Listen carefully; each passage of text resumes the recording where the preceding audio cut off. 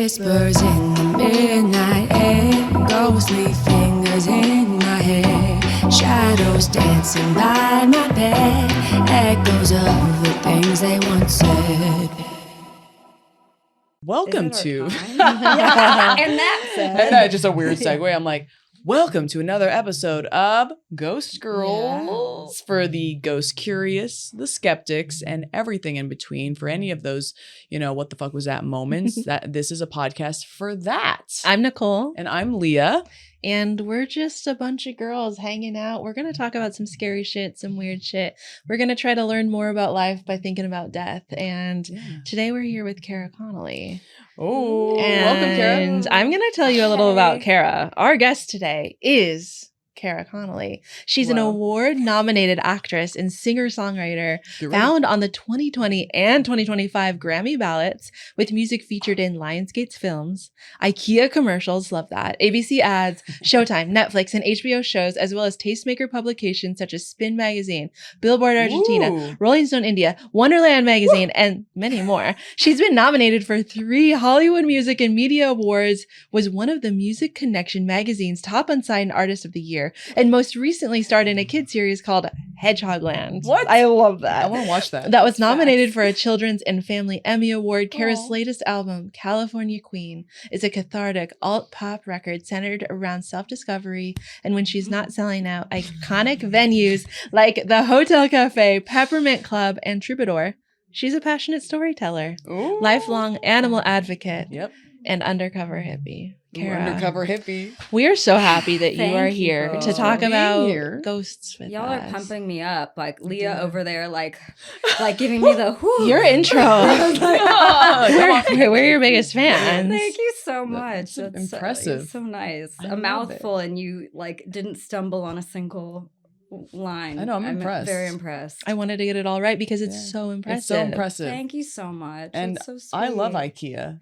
Same. I love IKEA too. Who doesn't love a good, affordable piece of furniture? I love it. That Swedish. you have to install yourself frequently, but it's like keeps your mind. Yeah, it's good for the mind, Good for the mind. brain. Yeah, it's like a puzzle. Or Yeah, something. yeah, it's like brain kegels. Yeah. Brain we Kegels is so true. Yeah, Brain Kegels. That's a good Brain one. Kegels. that was actually in the commercial. That the song of IKEA. Yeah. Brain Kegels.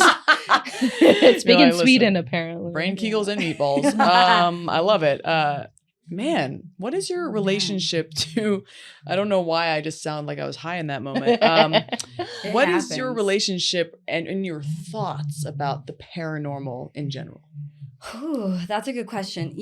I've always been very intrigued by and curious about the supernatural and the paranormal. Ever since I was a little kid, I found it really fascinating. And I think I watched a lot of paranormal kind of horror films a little young compared to what I hear from my friends. Like I would have friends over and I'd be like, let's watch this movie. And they'd be like, what? Like we're watching that movie? And like, I'm what ones were you watching? Like do you guys remember Hide and Seek with Dakota Fanning? Oh, yeah. Oh my God. Isn't I forgot Hide about and that. Seek, am I butchering I the think title you're of right this? with our girl Dakota, yeah. Yeah, I just remember like watching that movie and then having my friends come over and be like, we should watch Hide and Seek. And they're like, I'm not allowed to watch That's horror so funny. films. My parents only watch this. Yeah, like I think I just was like sort of introduced to it through media in a young age because my parents really had like no media boundaries or restrictions for better or for worse. And so I watched a lot of stuff and I just was always very curious about it. But I think I've had a healthy level of skepticism towards it as well. I think it as a whole, I'm very much a person that feels like I need to see things to fully believe them just naturally.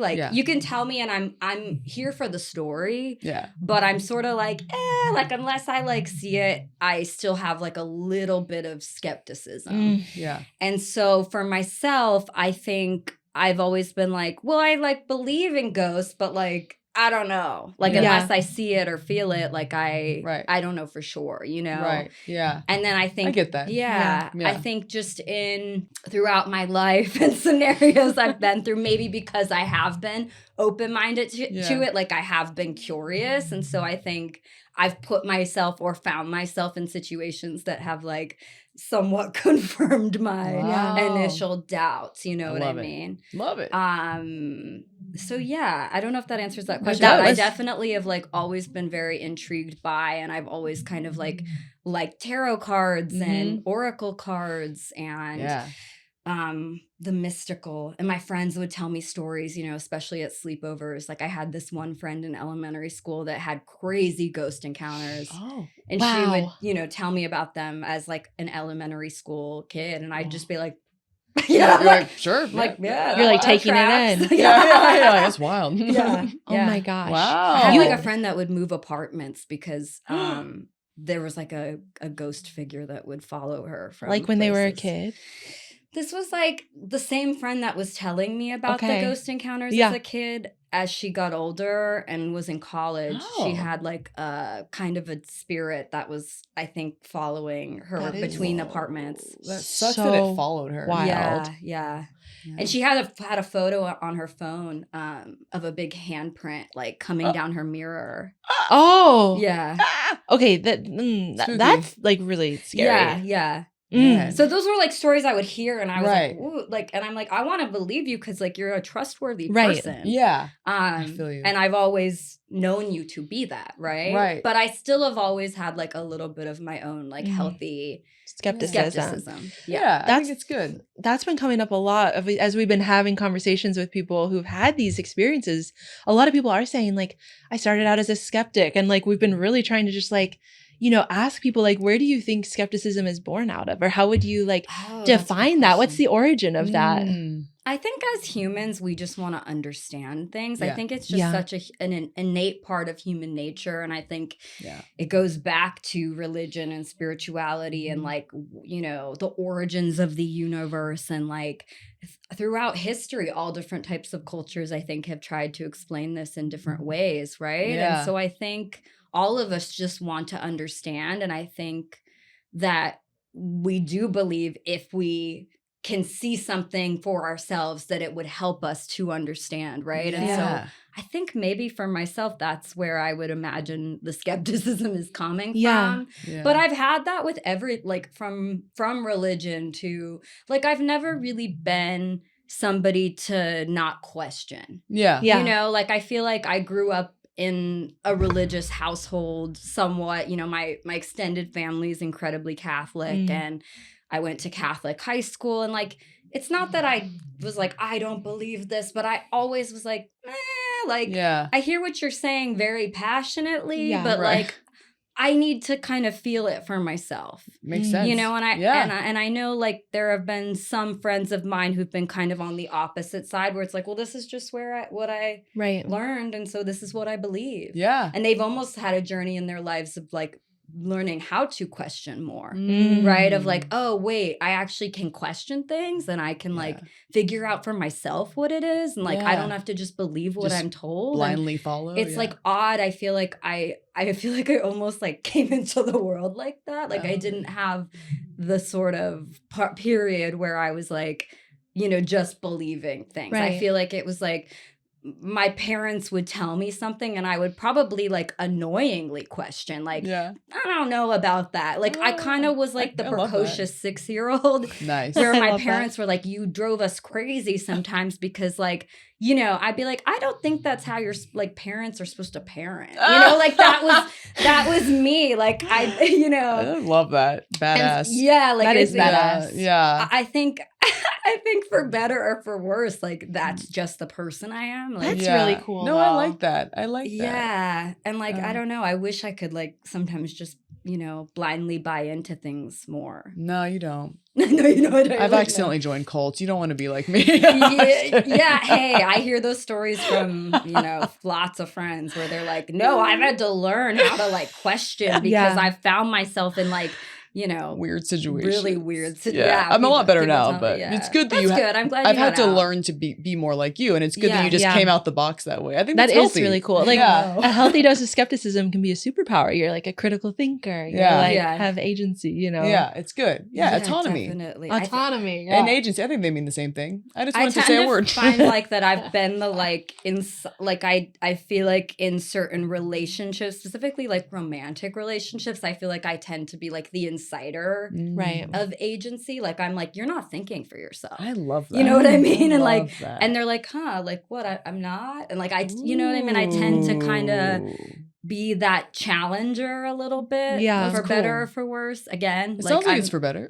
Okay, I'll take it. Like I like the quality. I think as I'm getting older, I'm embracing that quality a little bit more. Because I think like as women, we're taught to be, fall in line and be like the really sweet, like nice one that just like goes with the flow and like does whatever you're told. And I've definitely fallen into that myself in a lot of different places in my life where I felt like I need to kind of just accommodate and be friendly and helpful and like the people pleaser and whatever. And I feel like recently I'm kind of coming into like an acceptance of the little kid part of myself that was like, no, I'm gonna be like say what I want and say what I think and like challenge this belief. Yeah, because I think it was like a little bit ingrained in me that that's difficult. Like, oh, the person that pushes or challenges or questions, like you're the difficult one. Right. And so I kind of like pulled back on that for a bit, and then now as I'm getting older, I'm like, wait a second, like I feel like part of that was kind of like a superpower. Yeah, absolutely. Yeah. Right. So, it's like tyrant or trailblazer. I don't know. Right. I mean, you can bit, still teach your kid to not be a dick, but like, taking it all that away entirely, I think is kind of dangerous, Totally. Not that you were a dick, by the way. I was a little tyrant. No, not that you were even a tyrant. Some might have, my mom might say I was. I don't know. At moments. In moments. I think I just was really passionate. Like, I think I've always been like, especially as a kid, I sort of had a pretty strong sense of what I felt was like right and wrong. That's really cool. That's cool. Just that's like really advocacy of like, that's not okay to like treat people. And I could kind of see it as a kid. And then I think it was like, adults don't always like when a kid calls them out on bullshit.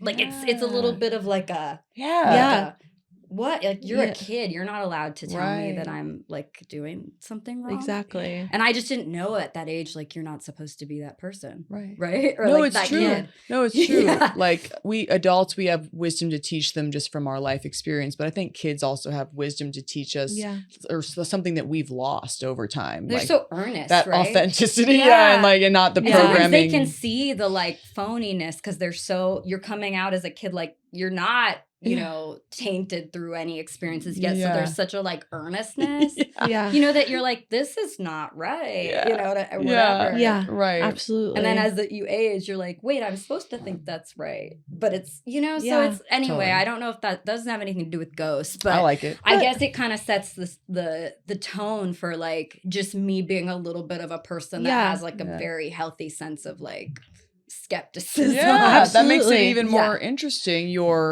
Your moments, your story, your spooky stories. Definitely. I hope so. It adds a level of context, of richness. So we're just so excited to hear what you have to say. And like knowing where you're coming from, I think, it's going to add so much dynamism. Thank so you have spooky stories for us. I have a couple spooky stories. Whatever you feel like sharing. I would love to hear them. Yeah. Well, should we start light? Let's start light, get deep. I'm going to start light, and I'm going to start chromatically. Okay. Because I feel like it gives us a little bit also context. Love that. All of my stories took place in California. Okay. I am a Californian, so like California queen. Cali girl. California queen. That's her album. Yeah. Thank you, Leah. Pumping me I'm up. her manager. No, I'm kidding. Yeah. Contact Leah after this episode for any inquiries. So first story, my old apartment was in Beechwood Canyon. Oh yeah, I went there. Yeah, you've been there. It's a cute place. Up in the Hollywood Hills. Yeah. And it was a place built in, the 1920s. Right. I would say a lot of those places have been around for decades. Old Hollywood energy for sure. And when I was there, home alone one night doing work, and I lived with Jack at the time, my partner, but he was gone. I don't remember what he was doing, but he wasn't there, and I was home alone. And it's definitely like really quiet up in the hills when you're there by yourself. You know, it's like you're away from the city. So it was a bit of an adjustment for me, like coming from living in West Hollywood, actually, to go to the Hollywood Hills, because it's like, oh, I was like in the hustle and bustle with everybody, and now here I am, like pretty removed. Yeah, isolated. Yeah. It felt like a treehouse. It felt like a treehouse, and it was surrounded by trees. Right. Nobody's really around unless you're like walking a couple houses up. Like there's space between houses. Yeah. And I was doing work in my living room when all of a sudden I heard this really loud meow. This one's kind of a silly one. No, I love it. Did it sound like an animal meow or like a person saying meow? No, it sounded like a cat, like an actual cat, like a cat meow. And I was like, because I don't have a cat, and I was like, what is happening? And the meow was like moving around the room. And because I'm such a skeptic, I was like, oh, there must be like a cat outside or something. Right. So I walked out to my front door, like looked around, no cat. Yeah. Went to my balcony, like was like, where's the cat? Right. No cat. And then I came back into my living room, and like still there's this meowing cat. What? Like moving around, you know, I could, you know how like, you know, just with audio you can hear distance. And so it'd like be a meow here and then kind of there and then like kind of where you are. Wow. And I was it's like close to you at times. Yeah, super close. It sounded like it was like right here. Whoa. And I was just like, what the heck is darting happening? Around. So as much as I'm curious about the supernatural, it still like made my heart rate rise. And I'm like, what the heck's happening? You know? Yeah. So I called Jack, my partner, and I'm like, I'm like freaked out. I'm in the living room and I swear there's like a cat in here meowing and there is no cat. And he just starts laughing because it is really funny. Like it's like what he's like, okay, there's a ghost cat. So then we would start to call it ghost cat because ghost cat. Yeah, ghost like cat, he'd be like, so where's ghost cat? Or like, I don't know what it was. It was only ever happened that one time. Just that one time. Just that one time. Yeah. But I was like kind of creeped out a little bit. Like even though it's just a cat. But I was like, what the heck's happening? And so I was like, you need to get home. And like, I'm here with this cat, but the cat's not here. Like, and he's like laughing and he's like, you're going to be okay, I think. You know? I think you're going to be fine. You're good. I think you'll survive this. Ghost cat is haunting me. That's pretty creepy. That would creep me out. But I was just like, what was that? I still can't explain it. Like You never heard it again. Weird. Did like you get weird vibes from that house at all beyond that? No. I mean, the house like definitely had a lot of history, like I said, and actually someone who lived in the house prior to me was Elvira. So I heard. No way. Mm-hmm. That is so iconic. Yeah. So I heard. I never like, you know, she was gone by the time I was there, but my neighbors would be like, that was Elvira's old place, and she'd always be walking out. And, maybe it was one of her black That's cats. what I'm wondering. So I don't know. Elvira, let us know. Oh my God, I love that. I don't know. But you know, I guess Elvira like is a part of that kind of lore as well. Yeah, like that is kind of horror culture, Absolutely. like Halloween, like you know, women of the night. I don't think I'm saying that correctly. I think, but that sounds like a different. I think that's what they called like hookers in the 80s or something. I'm like She's a woman of the night. I'm not trying to spread any rumors here. Right. That's so funny. She had spooky energy. Yeah. Wow. So I mean, there might have been like a little bit of, you know, was she casting spells in that way? I don't know. Maybe one of her ghost cats got out and she's like, where's my ghost cat? Where's my freaking ghost cat? I don't know. But that was the only time I ever heard that cat. Wow. That is eerie. And I never like, I could never explain it. Yeah. But I was like fully sober. Yeah. Just doing work on my couch. I was like, wow. I don't know how to explain this. You couldn't explain it one bit. No. Dang. No. And Jack never heard it, so nobody can. So he never. Does he believe you though? Like, he does believe me. Like, I think he was like, he still remembers Ghost Cat because he'll be like, oh yeah, Ghost Cat. Ghost Cat. Like I told him I was coming on to the episode. And he's like, are you gonna talk about Ghost Cat? That's so funny. You're like, actually, yes. Yeah, I know, Ghost Cat. Give it up for Ghost Cat. My new album. band. Yeah, your new band. Kara and the Ghost Cats. Yeah, forget Kara Connolly. Ghost Honestly, Cats. yeah. I Kara and the Ghost Cat. Kara and It's the like Ghost Josie and the Pussycats. Yeah. The Like best Kara and band the to Ghost ever Cats. exist. Yeah, it's kinda Josie cute. and the Pussycats. Yeah. So Rebrand. anyway, I love that's it. my silly story. I love it. I love that story. Thank you. I mean, it's fun. It's a fun one. Nothing like it wasn't too scary, but I still like whenever I've had supernatural experiences, like I still get a little tripped up. Yeah. Even though Right. I didn't have any reason to be scared. It's not like I felt threatened by a ghost cat. Right. Like truly, it seemed like a friendly neighborhood cat. Aw, But I was still a little like I just still get a little bit scared whenever anything like You feel it in your body. yeah, like you tense up, like Yeah, you I get the get it. goosebumps. Yeah. Yeah, absolutely. And you're just like, what's happening? Like you're just like yeah. something changes in your body where you feel a little panicked. Yeah. At least I do. I don't think I don't lean in quite in the way that I think I wish I would in the moments. Yeah. No, I mean, that makes sense. Anything, unexplainable that you can't quite comprehend Yeah. is kind of Yeah. just spooky. It's It unsettling, activates you. you know? Yeah. Absolutely. Which leads me to my next story Let's hear because it. like also was spine chilling a little bit. I was also living in that LA Holly Ridge apartment, and I was working this like influencer marketing job that I absolutely hated. Like it was like mind numbing. Like I would Okay. go to this, it was like I relate. You're just like, I just, yeah, no, we sorry, I just understand. relate. Yeah. you know what I'm saying? It was Yeah. like a brand ambassador. It was like, this is not me, Yeah. like at all. I don't know like what I'm trying to do right now. But it was long hours. It was like, 6 a.m. till like 10 p.m. or something on your feet. Like I was like, I don't know what I'm doing. Oh. Anyway, so I get all these missed calls from my mom, and I'm like, when you get a bunch of missed calls, you're like, something's wrong. up. Like I already get like a panic feeling. Yeah. So I call my mom back, and she says that my childhood dog Gizmo has passed away, which was like worst nightmare for me. Like I was Yeah. like, Gizmo. kind of like dreading the day, you know. Yeah. Gizmo. And so I'm like so devastated. I'm sobbing, and I'm like, I can't go to my influencer marketing job. Like it was also genuinely like a nice excuse to be like, we're not going back to this job, I love it. And I'm like, there was a death in the family. Yeah. Yeah, I mean, it's valid. Like Valid, facts. Yeah. Yeah. May I ask how old he was? He Do you was remember? 16. That's wow. Wow. Yeah. So he Yeah. had a long dog life. Yeah. So I was But- just curious. but- Because he was childhood, so I was like, he must have, because you're so old. Yeah. I'm kidding. Yeah, because I'm kidding. like a No, I'm grandma. kidding. You're like, wow. Like, No, like, was you're he like, was 30? he 50? Yeah. I'm kidding. Um, You're younger than me. I'm just joking. But yeah, I just was like really like devastated. Oh, sure. And so like I had him since like elementary school too. Oh, Gizmo. Like he lasted through quite a few eras of life. And so I drove home, just like devastated, so sad to go be with my mom and to like, say my goodbyes to a dead dog body essentially because Yeah. he was about to go be cremated. This is getting dark. No, Sorry, it's but this is okay. a ghost podcast. Yeah, There's a yeah, lot of dark stuff absolutely. on here. Yeah, so I was like, he's going to get cremated. I want to like see the body for the last time, even though Yeah. that sounds a little creepy. Get but- I want closure. to see it. I get it. yeah, so Yeah. I went down to like be with my mom, and we're like spending the whole day like sobbing, Aw. and something I've found, and I don't know if this is a common thread at all. Maybe you'll notice like as you like learn about more stories on the podcast, but like. Yeah.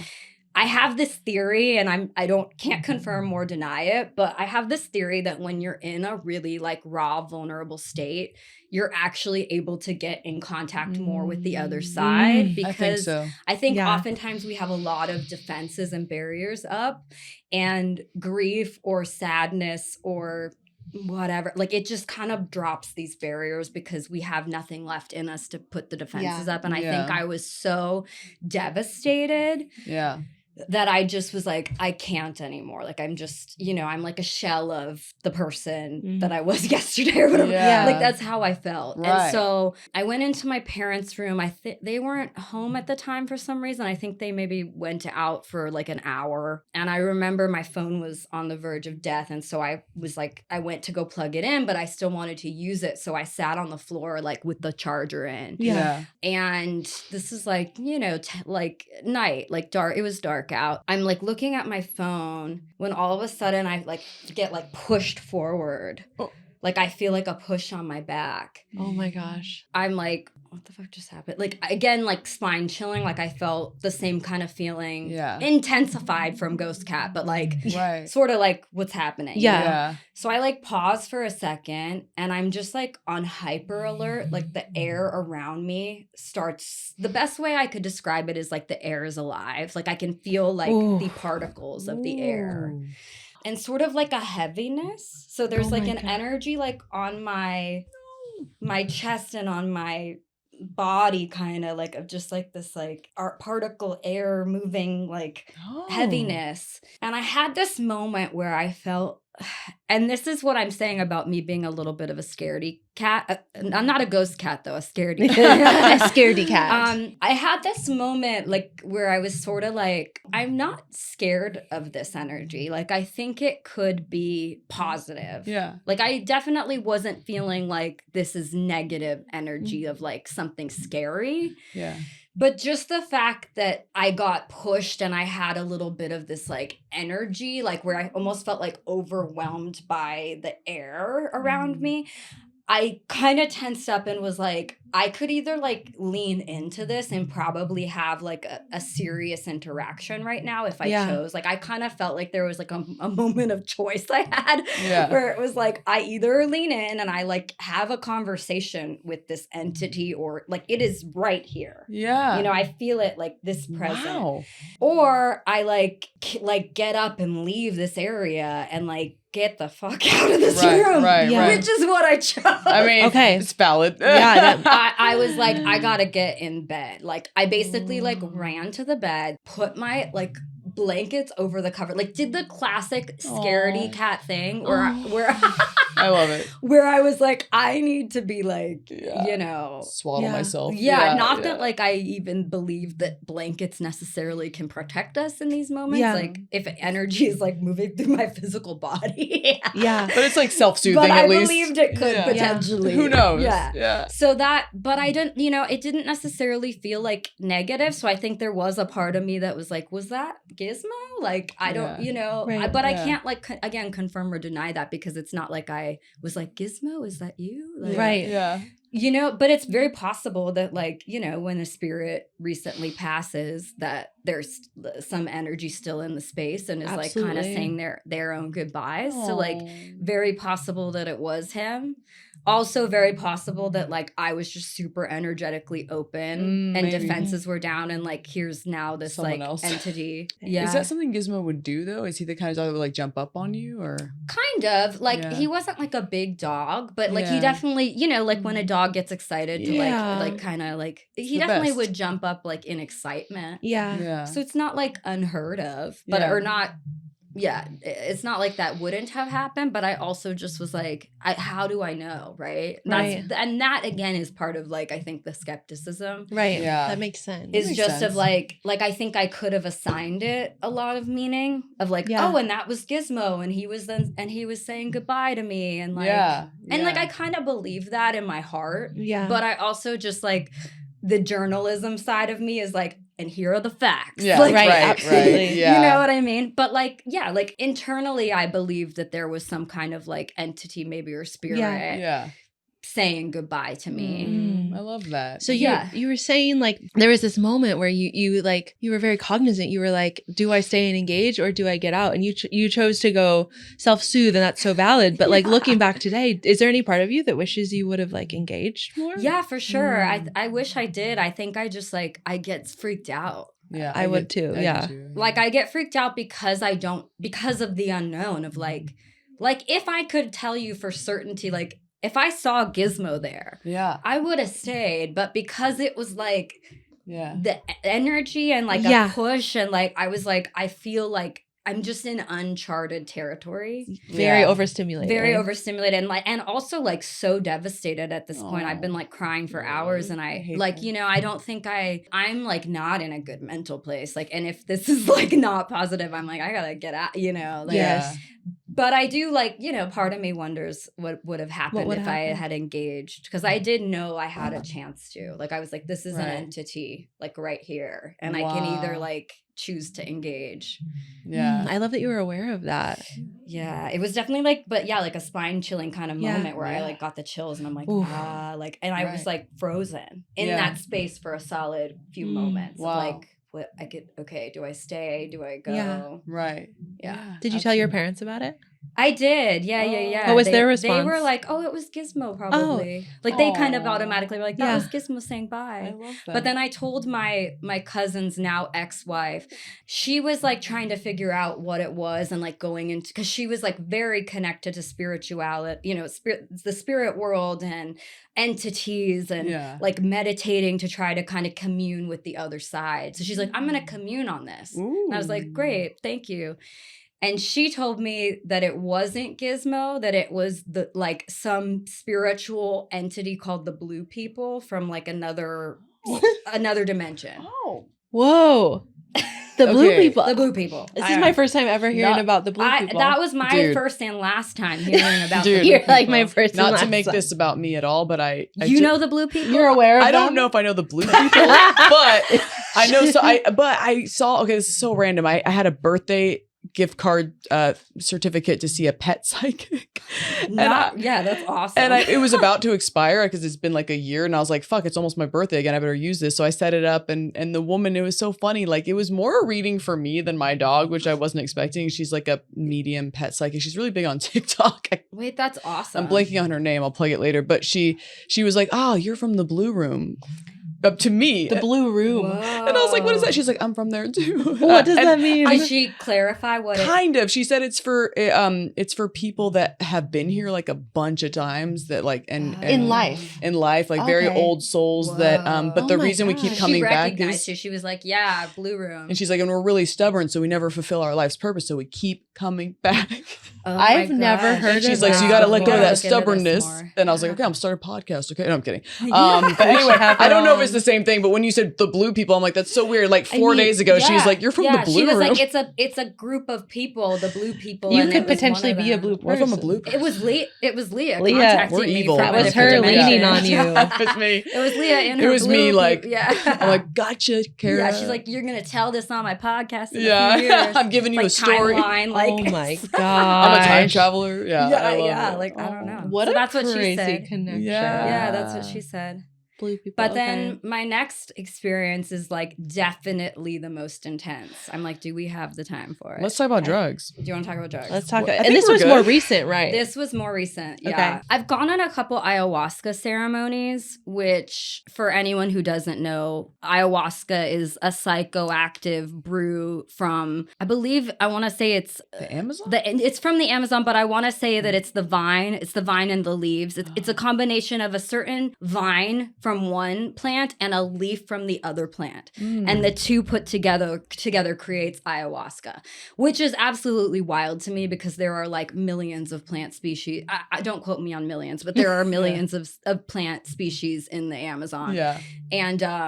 And like the fact that somebody discovered, like, if you combine these two very random plants, that it creates this absolutely insane experience is like mind blowing to me. I almost feel like I'm like, were they led by a ghost? Yeah, maybe. Like, were they spiritually led to find this? I don't know. Who knows? But it's, it's a psychoactive brew that essentially opens you up, and it's typically done in ceremonies of groups of people with a shaman with the intention of healing and guidance and psychosomatic ailments, some healing of addictions, sometimes like going back and understanding past experiences in a new light. And for a lot of years, I had friends that were like, you should come with me to the ceremony. This has been super helpful for me. And I was like, like, I don't know about it. Like, I kind of would be like, no. I'm very like straight edge. Yeah. Like naturally, I don't even drink alcohol, Wow. I love that. And I like, I'm not like a druggy lady. Not that I dislike them, but I just like the way you said, I'm not a druggy Not a lady. druggy lady. Yeah. I'm just not. It's like, it's funny, the very first psychedelic or really any drug I ever did was ayahuasca, which is like pretty crazy now when I look back in retrospect. I'm like, I was willing to try that. Wow, like I'm amazing. willing to go from like never having tried a drug in my life to like one of the most potent psychedelics on planet Earth. You didn't even warm up to it. Yeah, like I'm like I'm 0 to 100. Like I'd never even taken shrooms or like, you know what I mean? I'm going it. from, I've like never smoked weed. I'm going from having like 2 drinks in my life to like You jumped in, Yeah, both yeah. feet. But my friends were like really interested and were like telling me how they'd had these crazy experiences. And I think I'd be like, yeah. Again, I'm a skeptic. Yeah. So like, it's not that I didn't believe them. I believed that they had those experiences, but I was sort of like, you know, I think there are certain things that unless you've done it, it's very hard to fully like grasp or understand the gravity of it. Yeah. And so I was intrigued, and I had, you know, enough close people around me who were willing to go on a retreat that I was like, I wasn't even 100% about going. But then when like the closest people in my life were like down, I was like, well, if you're down, then like I guess I'm down, you know.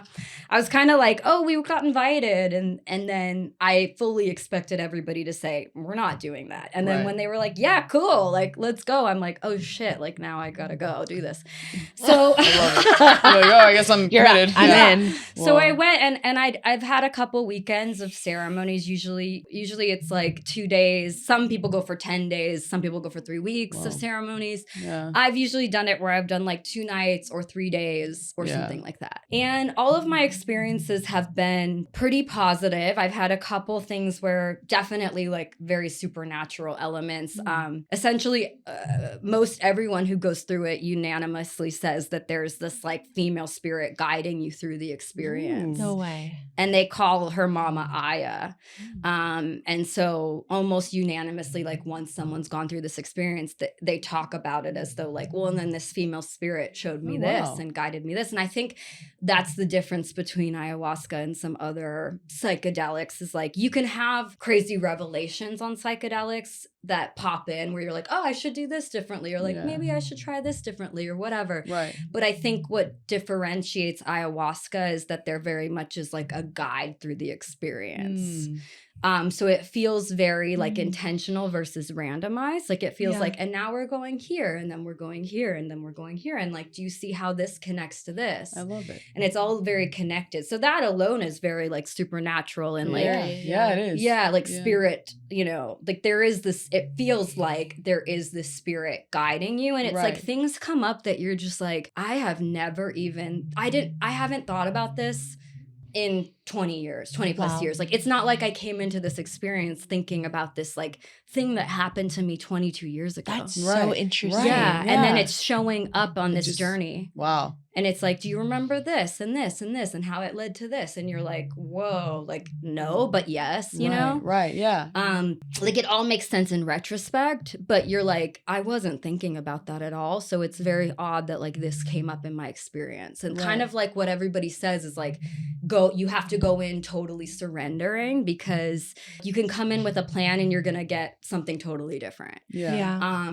And so it's sort of like you can have an intention, but more so the intention is to like wholly surrender to the experience. Wow. And that is like one of the most challenging things for me, because I'm a bit of a perfectionist. I like to like know what's happening. I like to be in control of things. Like, so really I went each time with like, please help me to just like surrender, because I don't want to be like fighting against this experience, which is like, you know, sometimes you can find yourself in a feedback loop if you're fighting this experience. And what I found interestingly, after having done this 3 different weekends over the course of like years in between, you know, I think some people go do ayahuasca and like it becomes a very regular part of their lives. Like they're going like every month or every 6 months. For me, that hasn't been, I could never imagine. Like there's seriously so much to integrate from each experience that I'm like, whoa.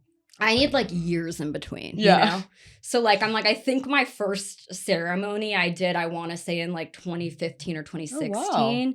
And then I had like 4 or 5 years after that to do my second Whoa. weekend. And then I had again like another couple years before I had my last experience. So I've left years in between. Yeah. Because I'm just like, I'm not someone that's like, I want to go do this again next month. Like I'm living on planet Earth, you know, for the most part. Right. And I know like if you do it a lot, you can kind of find yourself like up in a different, it's very hard to like come back down. Oh. So I was like, I'm here on Earth and I'll go when I feel like called to it. And I think if I've heard like there's kind of this saying that it finds you. So if somebody like invites you on a ceremony, then you have the choice, right? Of like, am I going to go? Am I not? People don't often seek it out. It's really interesting. That's really, really And interesting. I actually just got invited on another ceremony. Like, I've never been invited. Is it time? no. You're not. You're like, I need my integration. No, I like told, they keep asking me like, there's this group and it's really great. And I'm like, I love the group. I'm like, I will not be joining you. That's so funny. And that's because of my last experience, because I went the first weekend, I learned a lot. Some of it was like what I thought was hard and heavy. And then I had my last experience and I was like, oh my God, that was like nothing. Oh, wow. In comparison. Yeah. But my second weekend was like very interesting because I went in thinking like kind of scared of it, like, cause you go in expecting the unknown, like, and you're like, I don't know what I'm going to get. Right. And you almost have to be like ready for that. Yeah. And the first day I sat down, I had this kind of spirit come in and was like, you don't have anything to worry about. Like this weekend's going to be easy.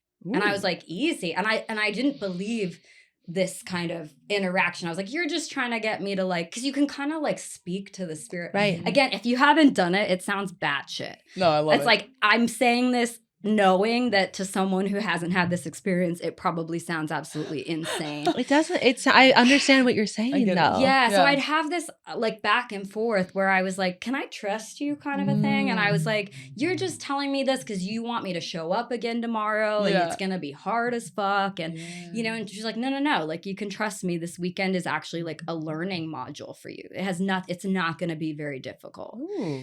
So I was like, okay. And the weekend of 3 days ended up being like this training on how to use energy to heal. Ooh. Which I, by the way, had no serious interest in this. I kind of like thought it was a scam. Not a scam, but I was like, Reiki, energy healing, like you can heal through a distance. I was, again, a little bit of a skeptic. Right. Where I was like, maybe, Yeah. Like I'm open to it. Like if you want to send me Reiki energy, like I'm open. Yeah. But I'm also not like, I'm buying in. Yeah. So I was like, what? And so she shows me like, yeah, you know how like when you're meditating, you sometimes can feel like movement and energy in the palm of your hands. And I'm like, yeah.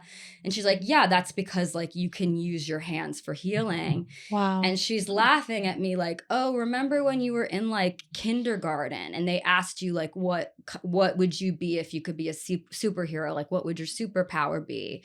And you said, like, I would heal people. Aww. And she's like, well, that's funny because, like, you actually can do it. Oh. And so she shows me over, like, the 3 days, like, different crazy hand motions, like, what they mean, how they equivalate, like, what that leads to. And, like, it's basically teaching them to me over the course of 3 days. And there's, like, a lesson plan. Like, it's basically like day 1, I'm learning the motions. Then I'm learning day 2, what they represent. Then day 3, I actually have to put it into practice, like with the actual group. Yeah.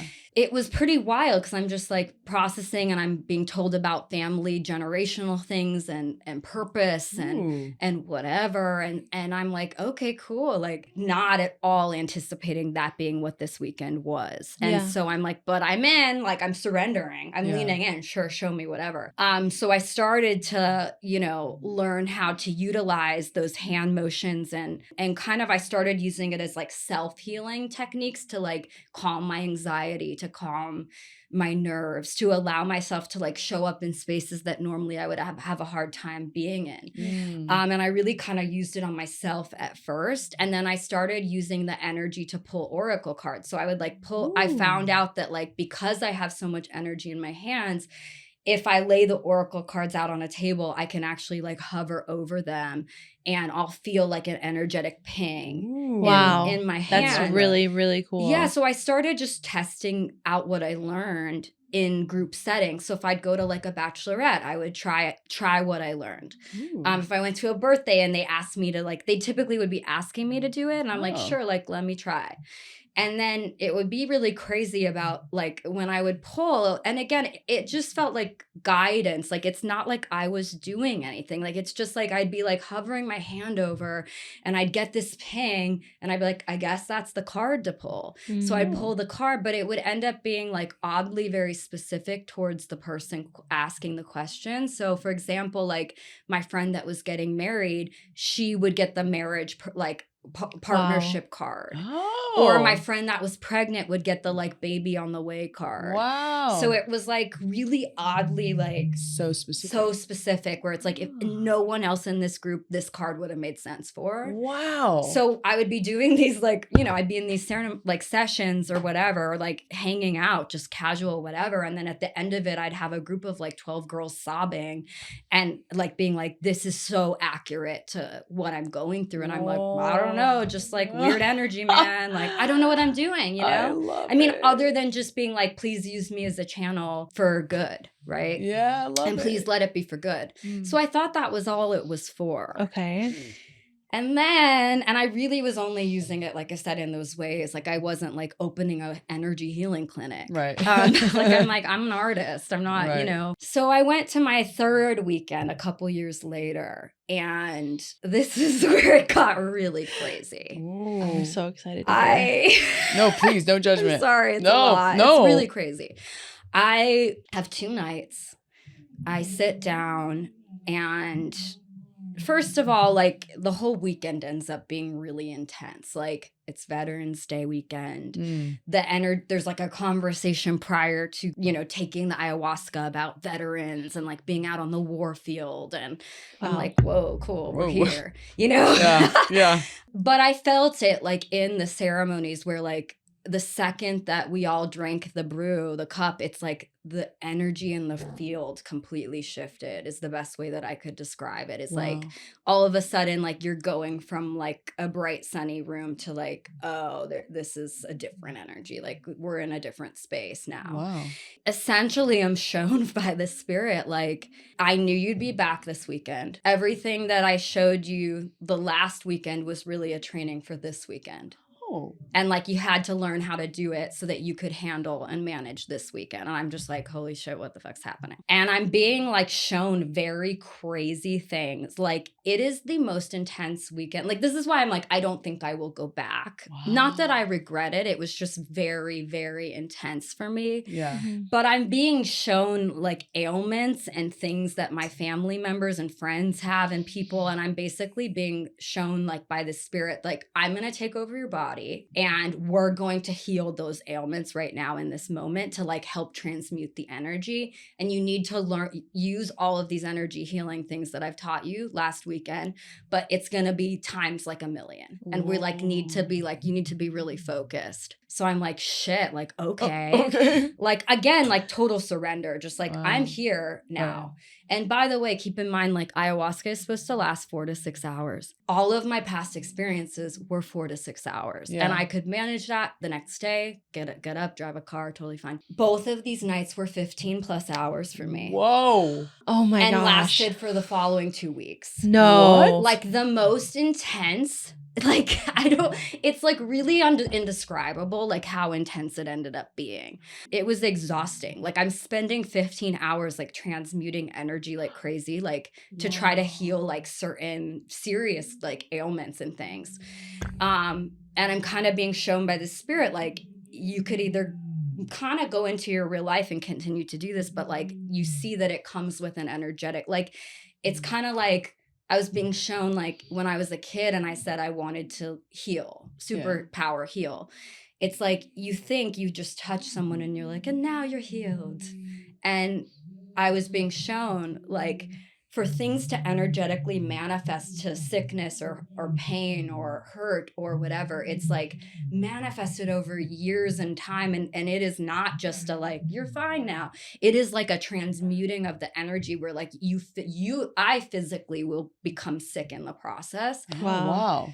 So it was like, it's a very like cool thing, and there's the potential and capacity to do it, but it's like, it comes with this cost. Right. Oh, wow. And it's like, if you want, you can go out in the real world and like keep trying to do this, but you also have like other things you're doing and other passions and like this is like almost all encompassing, right? Because it's heavy. It's a drain. Yeah. It's heavy. So I was like, okay, I think I'm good, like with this for the weekend. Wow. But it was very heavy, and the whole it was very scary to me because I'm being like shown and like seen information that I'm like, I don't really know that I even want to know this information. You know what I mean? Wow. But I felt like the best way I could describe it is like the tap is on and there's no turning it off. Like I'm in this moment and I'm like, I have no choice anymore. Like I'm here.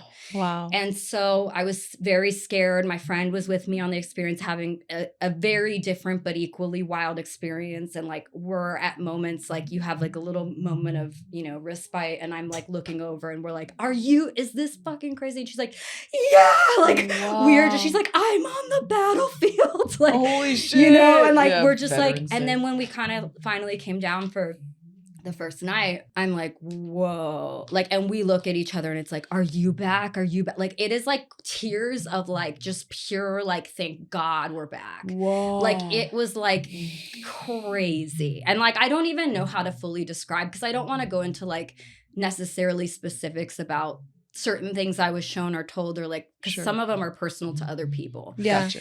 But I was just, it was heavy for me because I'm like, I don't know how to process this. Like, I'm on drugs. Yeah, right. And like some of the information was heavy, and then the next day I would like, ironically, I got called by some of the people that I had experiences No with. way. No way.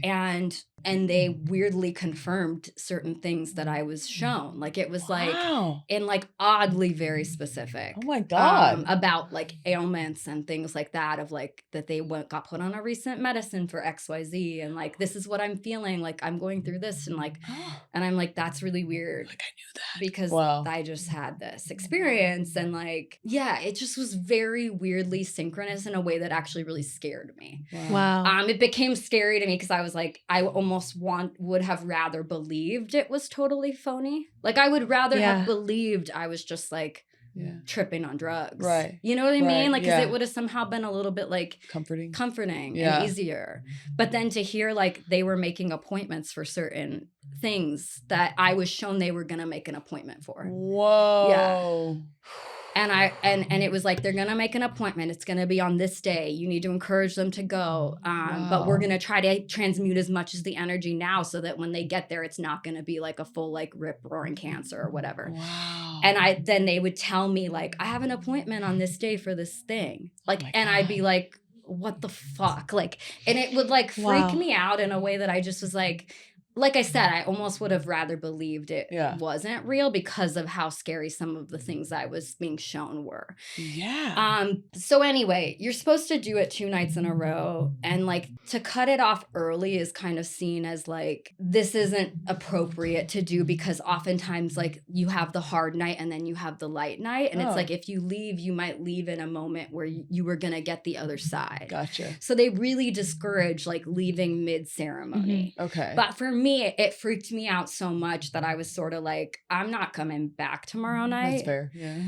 But then everybody was like, yeah, but you had the hard night, and like usually you get the like other side. Right. Okay. So like, don't leave. And I was like, okay, I'm going to stay, but I am doing like the babiest microdose literally imaginable. Yeah. Like, give me 2 drops. Yeah. Like, give me, you know what I mean? Right. I stay. And my friend takes a very tiny amount. My partner takes like 4 times, 5 times my, like 6 times my amount.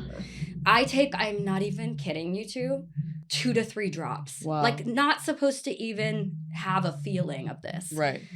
it's supposed to come on in 45 minutes. Like they're like, that's typically the time that like it takes to digest and come. My friend takes her amount, and both her and I, there was like some weird, we were getting like parallel messages. Like afterwards I'd be like, oh yeah. And then I heard that this was going to happen. And she's like, yeah, with the baby. And and we had the same message. Whoa. That's so weird. So we had like weirdly parallel experiences, like almost like we were supposed to be there together. Wow. And she takes her cup first. And so you go around kind of like the ceremony circle with the shaman. Yeah.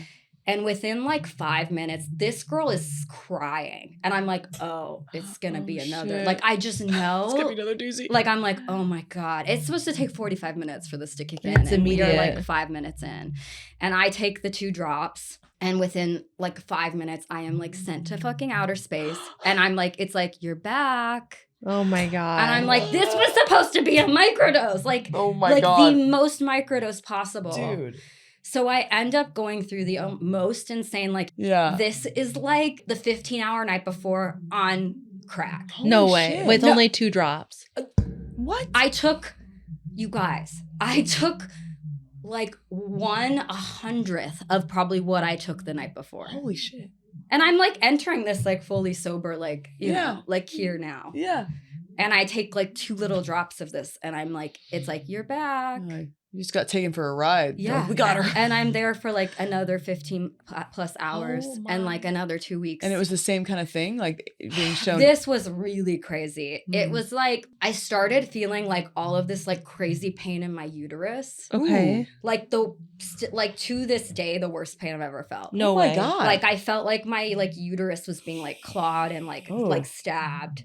And it's so painful. Like I'm thinking like I'm gonna need to go to the ER. Like it is so painful. And I look over to my partner and like I said, he took like 7 times my amount. Right. And he says that he threw it up like immediately and he got the message, you need to be present. Like you can't be going on an experience. You need to be there for Kara. Yeah. Oh shit. And within 10 minutes, like 10, 20 minutes into the ceremony, I look over at him and I'm like, is it almost over? And he's like, sweetheart, we are 10 minutes in. Oh my God. And I felt like I had lived already like 10 lifetimes in 10 minutes. Yeah. I just am having so much physical pain. I'm having to like breathe. Like I almost feel like I'm giving birth, you guys. Like, oh no. Like it feels like what I would imagine the pain of like childbirth would be. Like I know, like, and I'm having to just like I'm actually naturally doing like the childbirth breathing. Like, you know, the double breath. Like, like I'm just naturally knowing I need to do this. Yeah. No and epidural. So, like, and this spirit like takes over my body. Like I'm not even kidding. I am being like thrown around. What? Like, the way that I'm just like the experiences I had with ayahuasca in the past are nothing in comparison to this experience. I feel like the spirit needs better boundaries. And Anyway, go ahead. Oh, no, for sure. It was like crazy. And I talked to the shaman later and she's like, yeah, like people will do ayahuasca 100 times thinking ayahuasca is one way. And then on the 101st time, they have a batshit experience. Holy that shit. They like, the only thing you know is that expect the unexpected. Wow. So I'm being like, this spirit is inside. Oh, and I feel like such an asshole because in the past I'm like in ceremonies and people are having like some pretty crazy experiences. And I'm like, they must have a lot to work through. Like, you know what I mean? Like I'm like heavy life, you know? Yeah. It's so funny. I'm like, whoa, I'm an asshole because so like funny. I kind of had the realization of like, oh, like this could happen like to anybody. You just have to be the right moment at the right time. And for whatever reason, I'm being shown that I like had to be in this moment. And I was actually being like called to this ceremony. Wow. But I'm being like thrown around and I feel like a spirit, like it is crazy. I feel like a spirit is like making me do the craziest energy healing. Like I don't even at this point know what's happening. Like if in the past I was being shown what it meant, no clue. At this point, I'm basically just like knowing I need to do certain things. Like I don't know if either of you have seen the OA. No. Then it won't make sense, the reference. But she does these like crazy hand motions in the OA. And it felt like that, where it's like, there's just this innate knowing of like, this is what has to happen. And like, I'm speaking light language and my body's taken over.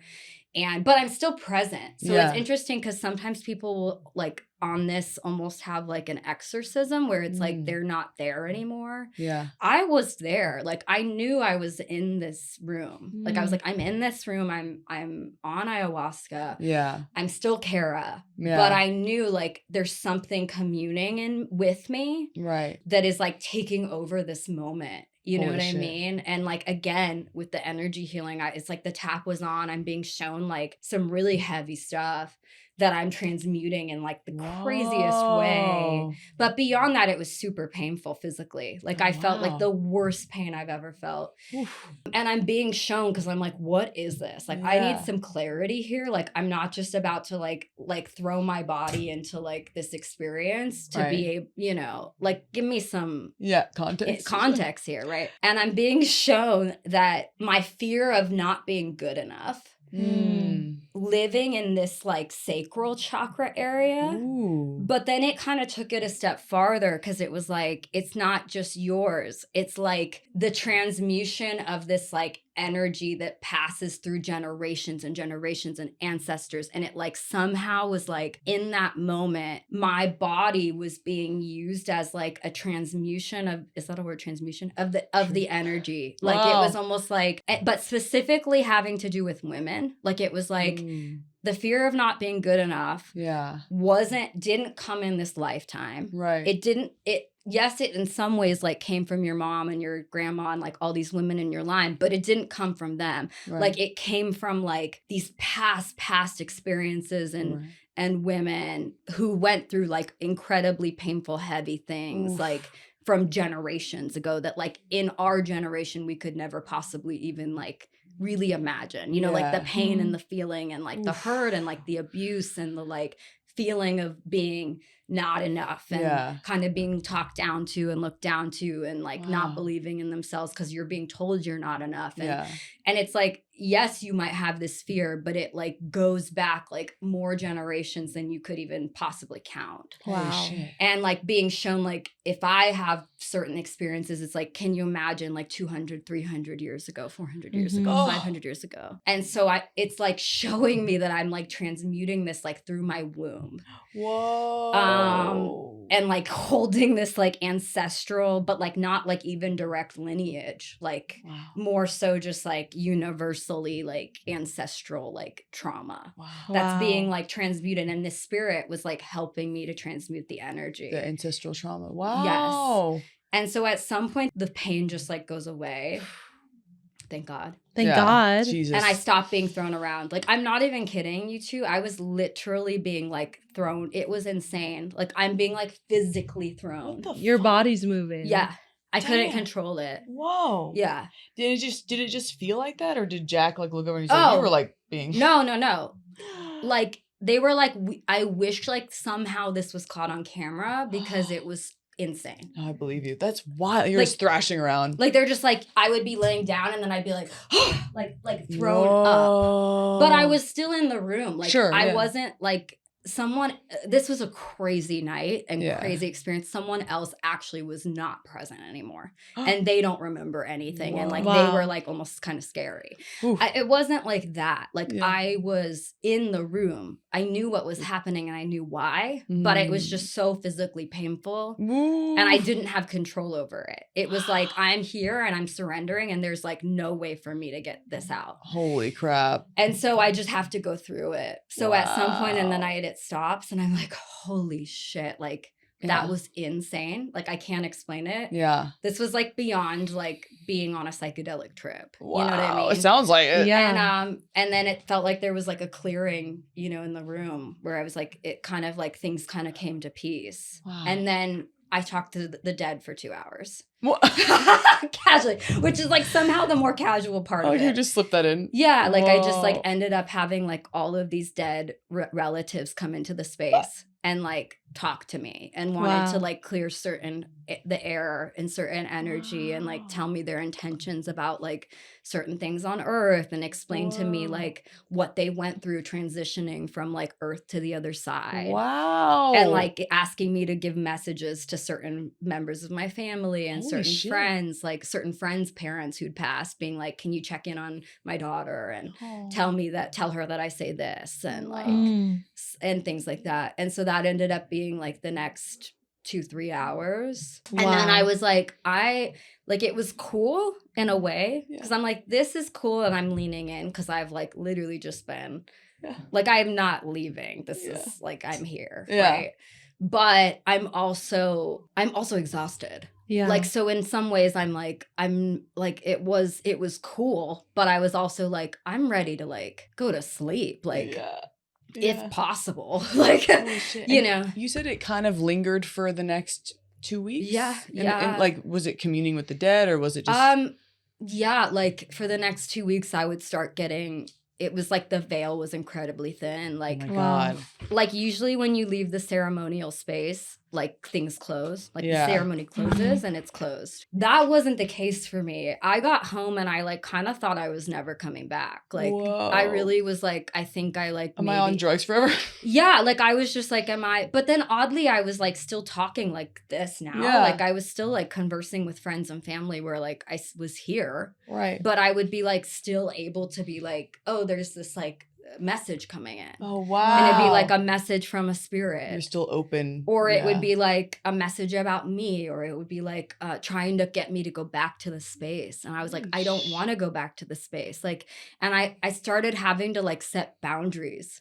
Oh my God. Like, oh, good. Yeah. Like, even with spirits, you gotta set boundaries. Yeah, because I was like, I don't want to like talk to you anymore. And like, I don't want to know, like, I just needed a moment to be like, I just went through like 30 hours of like hell. Yeah. I'm like, and if it helped in some way, shape, or form in like universal energy or for healing for people, then like, yes, it was worth it. Right. But like, I need to set this like, like I need to like eat some ramen and like, you know what I mean? And so I think I was just sort of like, no, I don't want to hear about like death anymore. I don't want to hear about illnesses. I don't want to hear like I'm very sensitive. So I think it really like hurt my heart to hear the stories, I think. Yeah. Even though I'm like, I'm happy to have like been, if I could open myself up in some way to like heal something. Yeah.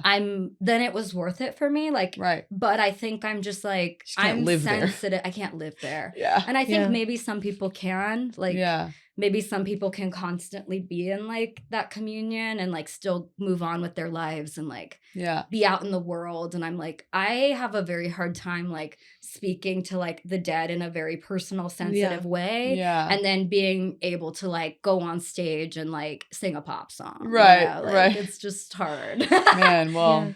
So like pretty crazy. But that is thank you for sharing. Yes, thank you so much. I haven't shared this with anybody, so you guys get the first story. Oh my God, really? I mean, I've shared it with like, you know, like my family and my friends and partner and whatever, but I haven't like publicly shared the story because it kind of makes me seem a little crazy. But it is my experience. Yeah. Like that's what happened to me. I feel like I went on a journey with you, honestly. Yeah. Like, a really vivid I really picture. felt that. Yeah. How do you feel different about life afterwards? Yeah. Oh, for sure. Yeah. I don't have like, you know, it's interesting. I definitely don't have the same fear of death that I once had. I wanted to ask about that too. Because I have, like, I'll talk to people who are older who will start telling me about, like, kind of their fear of death and, like, really having kind of a panic moment about it. And I start to kind of be like, oh, it's interesting. I don't really, like, have that anymore. Like, amazing. It started to make me realize, like, that kind of dissipated. Yeah, like, it definitely changed my perspective on things. Like, it gave me, like, I will say, a really deep level of empathy, where like now when I think people tell me some of their experiences, I'm like, whoa, I feel it really personally, like in like a very deep way. Wow. And like for like a while after that, it was hard for me to like watch certain TV shows and movies and stuff because I felt so personally connected to it. Like, I'm like, they're going through this. Yeah. And like, I felt like I was like really living it with them. Yeah. Almost in like a weird way of like some of the themes that came up in my journey where I was with the ancestral kind of traumas and stuff that was like transmuting. I almost felt like when I would see depictions of those things in like films or TV or whatever going forward, I felt it really personally. Like, I'd be like, oh, and they went through that. And I could like really feel it in my soul in a way that I could no longer like detach from it, as though I was like watching a movie. Yeah. And I think that in some regards, I appreciate that, because I'm like, well, I should feel these heavy, like these are heavy things. And like to just be able to watch it and be like, oh, I know what you mean. You know, they got raped or whatever. Not that I was doing that, but it's like, you know, or whatever. It's like you have a certain level of detachment. You do, unless you've been through it. Then when you see it, these things kind of hit you a little bit more personally. I've kind of felt like across the board, different scenarios were hitting me in ways that I'd never been through that personally, but I was feeling it like as though I had. Holy shit. And so I was like, okay, I need to like distance myself for a bit from like heavier media. Now I feel like I'm back to being able to like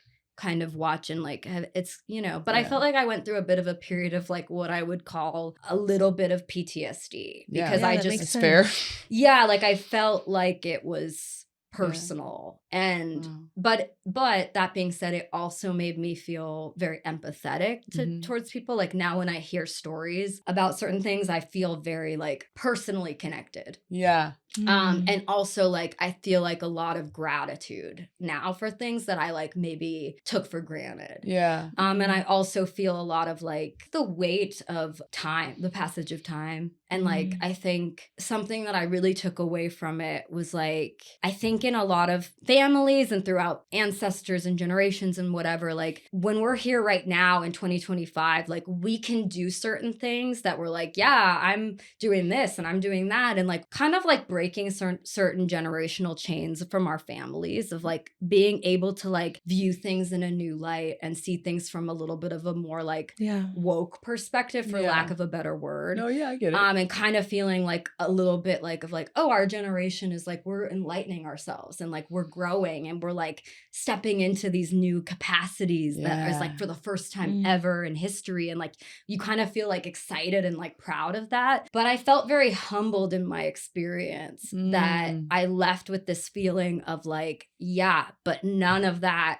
is possible without like years and years and years and generations of like women and people making it so that we could be here in this moment, like doing this podcast, like or whatever. Like it made me feel like this kind of sense of like the gravity of it, and also the gratitude of it, of like, don't ever think that like, yeah, but I like did this cool thing, and like, you know what I mean? It's almost like, yes, but like some people were never even able to consider that. Absolutely. Or it wasn't an option for them. Like it's like that wasn't the next clear option. Right. Whereas like maybe because of like all the past history, you know, of women in my generational family line and the choices they made, I could get to this moment where I would be like, I could be like, I want to be an artist, or I want to make a podcast, or I want to like make an album, or I want to whatever. And it's not that like any of those other women wouldn't have wanted to, or didn't have anything to like say, or didn't, it's like, that wasn't the next choice, right? So to be able to like get to a place where it is the next choice is because of sacrifices over like hundreds and hundreds and hundreds of years. Right. So it is very humbling. Oh, it's beautiful. Yeah. I love that. Heavy. No, but I love it. I love it. A little Do heavy. you have any final? We have one question we're asking everybody. Okay. Yeah. So if you could leave one